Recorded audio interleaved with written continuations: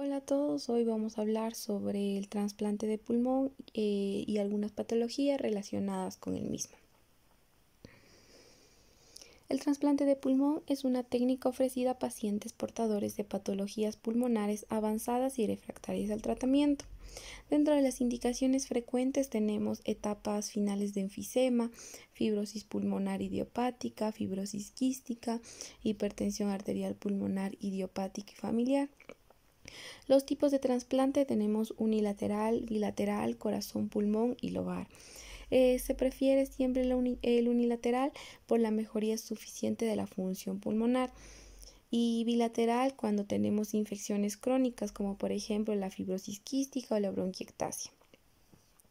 Las complicaciones más importantes del trasplante de pulmón son las infecciones pulmonares y el rechazo agudo. Dentro de las infecciones pulmonares se da en el periodo post-trasplante precoz y las infecciones bacterianas son las más frecuentes. Estas surgen entre el tercer y el 12º mes de trasplante. Las infecciones micóticas son las que afectan a las anastomosis bronquiales y al pulmón, y se destacan la Aspergillus y la Cándida. Para evitar todo esto se ha tomado en cuenta la profilaxis que se hace con ganciclovir y para neumonía y también para el citomegalovirus. Con respecto al rechazo, es un proceso en el cual el sistema inmunitario del receptor de un trasplante ataca al órgano o tejido trasplantado. El rechazo agudo aparece varias semanas o meses después de la cirugía, incluso años después. Las características morfológicas que encontramos dentro del rechazo agudo son infiltrados inflamatorios alrededor de vasos pequeños y mucosa. Es también presunto precursor de la obliteración fibrosa. La evolución puede frenarse pero no revertirse. Y dentro de las manifestaciones clínicas tenemos fiebre, disnea, tos e infiltrados en la radiografía. El rechazo crónico se da entre 3 a 5 años después del trasplante. Las correlaciones morfológicas son bronquitis obliterante, oclusión parcial o completa de las vías respiratorias, pequeñas o por fibrosis con o sin inflamación activa. Las manifestaciones son tos y disnea. La supervivencia a 5 años y a los 10 años son 80, 50 y 30 respectivamente. Dentro de los tumores de pulmón son asiento frecuente de metástasis extrapulmonar. Es muy raro encontrar cánceres primarios de pulmón. Los tumores primarios pulmonares son el 95% carcinomas y 5% grupos misceláneos, como por ejemplo neoplasias carcinoides, malignos mesenquimatosos, linfomas y lesiones benignas. El amartoma es un tumor benigno más frecuente, esférico, pequeño, de 3 a 4 centímetros, muy bien definido, que en la radiografía se ve como una lesión numular, es decir, con forma de moneda. Los carcinomas. Dentro de su epidemiología, llamado cáncer de pulmón, es la causa más importante de muerte en países industrializados. La incidencia actualmente disminuye en hombres y aumenta en mujeres. Esto refleja la relación de cáncer de pulmón con el tabaquismo. El grupo hetero más afectado son las personas entre 50 y 70 años de edad. En el diagnóstico, el 50% de los casos tiene metástasis y un cuarto afectación de ganglios regionales. La sobrevida del 5% en estadios combinados es del 16%. Los tipos histológicos de carcinomas pulmonares son 4, que más adelante se explicarán de una manera más amplia. Son las células escamosas, el adenocarcinoma, el carcinoma de células grandes y el carcinoma de células pequeñas. El carcinoma de células escamosas comienza en la base una metaplasia del epitelio bronquial provocado por el tabaco y induce a una metástasis tardía. El adenocarcinoma es el más común, representa el 40% de los cánceres pulmonares y se localiza de manera periférica en el pulmón. Se debe hacer un diagnóstico diferencial con secundarismos de otros cánceres. El carcinoma de células grandes suele cavitarse y localizarse en la periferia del pulmón. Sin embargo, también puede estar en las grandes vías. El carcinoma de células pequeñas comienza en la submucosa bronquial, masas blanco grisáceas que ocluyen vías aéreas proximales. Provienen de células neuroendocrinas y metastatiza de una manera muy rápida y es muy maligno. Etiología y patogenia. Los carcinomas empiezan por acumulación escalonada de alteraciones genéticas múltiples y culmina en la transformación de células progenitoras benignas en células neoplásicas. La mutación en el brazo del cromosoma 3P, la mutación del cromosoma de TP53 y la activación del oncogen CRAS son eventos predecibles que comprenden la progresión histológica de cáncer pulmonar, en donde aparece el epitelio respiratorio en fumadores con cáncer y fumadores sin cáncer. Un grupo de adenocarcinomas aparece en mujeres asiáticas no fumadoras. Esto se debe a las mutaciones del gen EGFR. El principal estímulo carcinógeno es el tabaquismo y en menor medida factores medioambientales. El 90% de los cánceres de pulmón aparecen en fumadores o que abandonan el tabaquismo. El riesgo es 60 veces mayor en fumadores con 2 cajetillas diarias en 20 años, y con lo que denominamos índice tabáquico. Solo el 11% desarrollan cáncer, por eso hay que tener en cuenta factores predisponentes. El tabaquismo pasivo aumenta el riesgo de cáncer el doble de las personas que no fuman. Estas neoplasias aumentan en mineros, trabajadores de amianto, que es un riesgo de 5 veces más en no fumadores. Exposición a polvos como arsénico, cromo, etc. No todas las personas fumadoras desarrollan cáncer, posiblemente sean también factores hereditarios. El carcinoma epidermoide y microcítico tiene una mayor relación con respecto al tabaquismo. La morfología de los tipos de cáncer de pulmón. El carcinoma escamoso mayormente se encuentra en mujeres y tiene una mayor relación con el tabaquismo. Aparece central en bronquios grandes y se disemina por los ganglios ciliares locales. Las lesiones grandes se necrotizan y producen cavitaciones. Están predecidos durante años por metaplasias o displasias escamosas que se transforman en carcinoma in situ. Finalmente, la neoplasia pequeña llega a su fase sintomática y en la que crece, obstruye bronquios de gran tamaño y produce atelectasia e infecciones. Histológicamente son bien diferenciados y se distinguen pelas de queratina y puentes intercelulares. También pueden ser mal diferenciados en donde se encuentran escamas residuales mínimas. El adenocarcinoma son lesiones centrales escamosas o periféricas con cicatrización central, más frecuente en mujeres y no fumadores. Crecen lento y se produce metástasis en estadios precoces. Histológicamente se diferencian el patrón acinar, papilar, mucinoso y sólido. Posiblemente el precursor es la hiperplasia adenomatosa atípica que evoluciona con adenocarcinoma in situ, adenocarcinoma mínimamente invasivo y adenocarcinoma infiltrante. Histológicamente se puede ver como una hiperplasia adenomatosa típica, en donde el carcinoma in situ tiene un diámetro de 3 o menor, crece siguiendo estructuras preexistentes y tiene una conservación de la arquitectura alveolar. El carcinoma de células grandes es un tumor epitelial maligno indiferenciado que carece de características histológicas del carcinoma de células pequeñas y que tiene una gran diferenciación glandular o escamosa. El carcinoma de células pequeñas pulmonares son masas localizadas centrales de color gris pálido con extensión al parénquima pulmonar y afectación temprana de ganglios ciliares y mediastinos. Las células tumorales son redondas, fusiformes y con figuras mitóticas. Los tumores carcinoides. Los tumores carcinoides son neoplasias epiteliales malignas de bajo grado que se clasifican como carcinoides típicos y atípicos. Macroscópicamente pueden surgir centralmente o ser periféricos. representan del 1 y el 5%. Son más frecuentes en personas menores de 14 años de edad. Tienen una incidencia en ambos sexos, ya sea hombre o mujer. Del 20 al 40% que presentan este tipo de cáncer no son fumadores.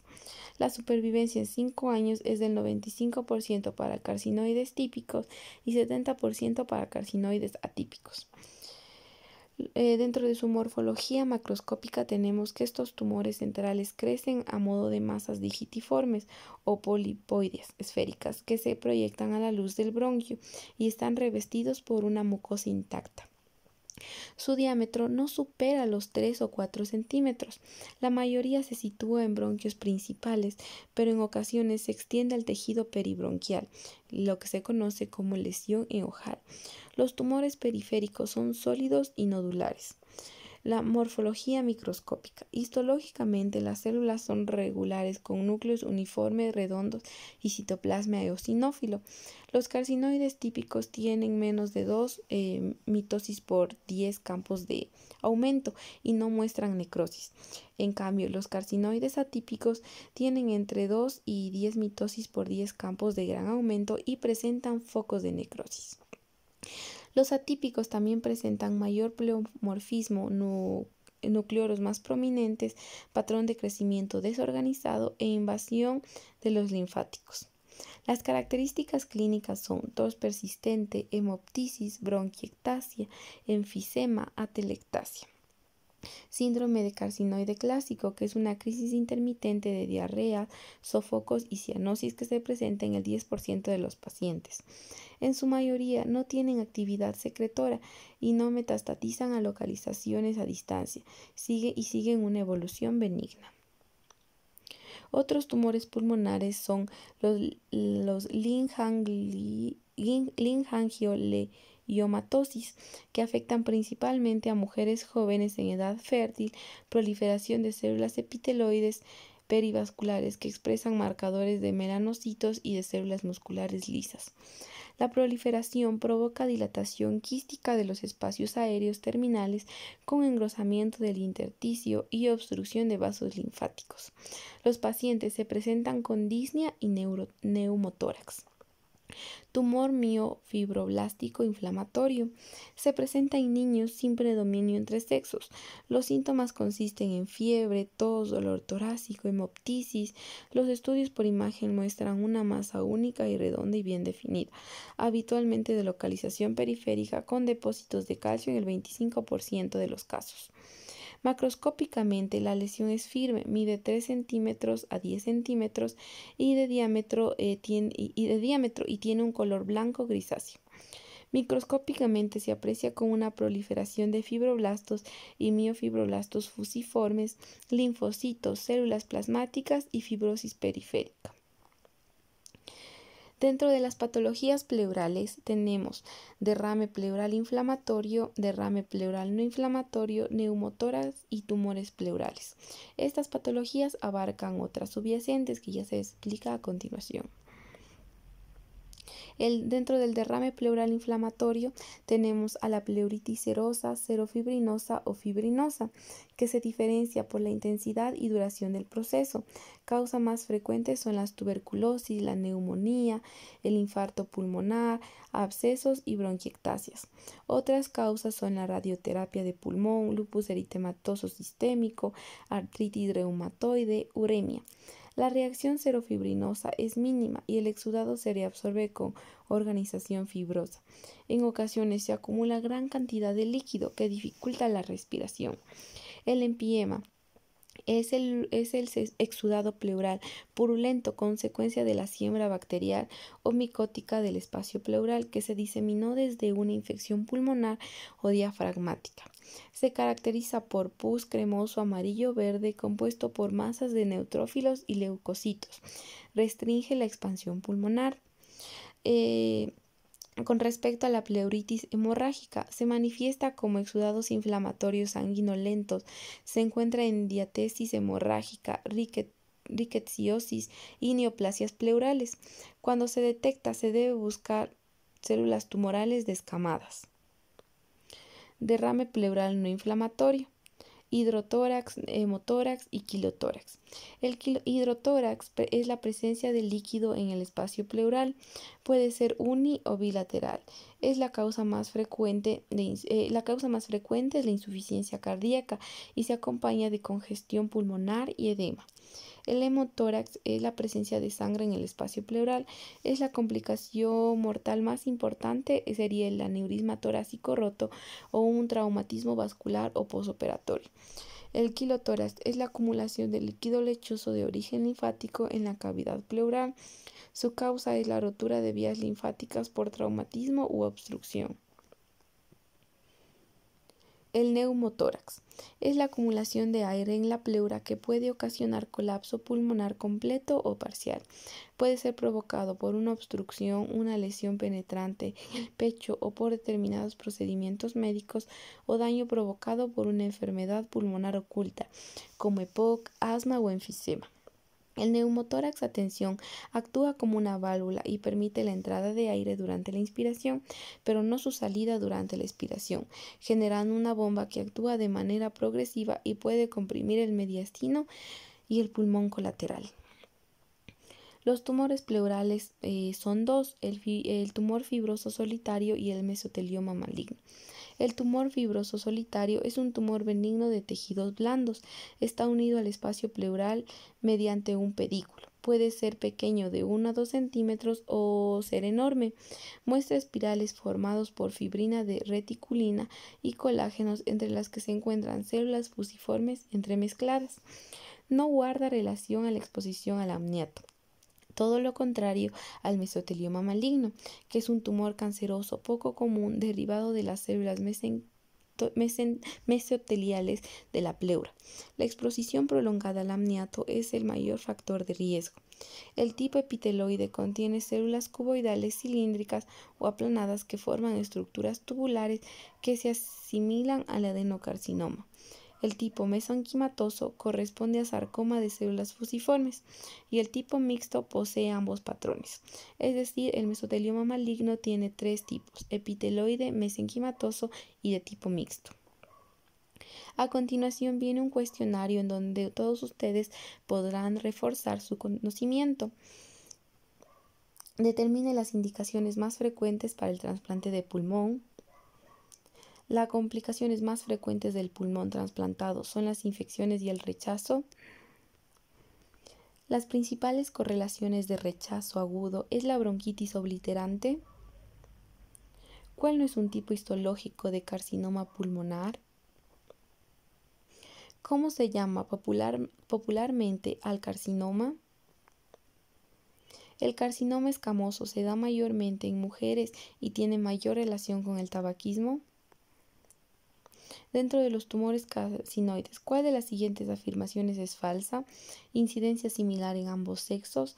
Los carcinoides típicos tienen menos de 2 mitosis por campos de gran aumento y no muestran necrosis. Su diámetro supera los 10 centímetros. Histológicamente, las células son regulares con núcleos uniformes, redondos y citoplasma eosinófilo. Esta imagen, ¿a qué corresponde? Linfangioleiomatosis, tumor fibroso inflamatorio, carcinoma epidermoide o tumor carcinoide. Dentro de las linfangioleiomatosis, ¿cuál de las siguientes afirmaciones es verdadera? Escoja cualquiera de ellas. Los pacientes se presentan con diarrea y neumotórax, proliferación de células epiteloides, perivasculares que expresan marcadores de melanocitos y de células musculares lisas, afectan principalmente a mujeres posmenopáusicas. La proliferación provoca dilatación quística de los espacios aéreos terminales sin engrosamiento del intersticio y broncoespasmos. ¿Qué tipo de derrame es el hemotórax? El neumotórax, atención, ¿qué permite? Permite el rechazo, permite el ingreso y la salida de aire al espacio pleural, restringe el ingreso y permite la salida de aire del espacio pleural, permite el ingreso del aire, pero restringe su salida del espacio pleural. La exposición prolongada predispone mesotelioma maligno, el oro, la plaguicida o el asbesto. Muchas gracias.